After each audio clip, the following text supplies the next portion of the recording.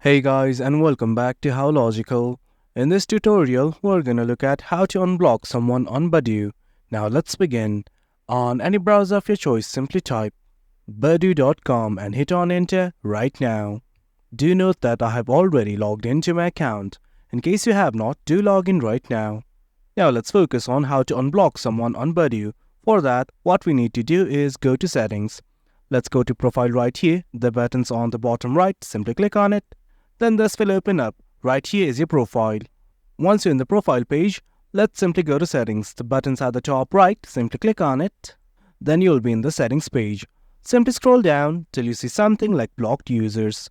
Do note that this will not show up until you have blocked someone. Let's click on this button right here.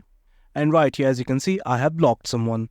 We want to unblock this person. What we want to do is simply click on edit, and this will open up.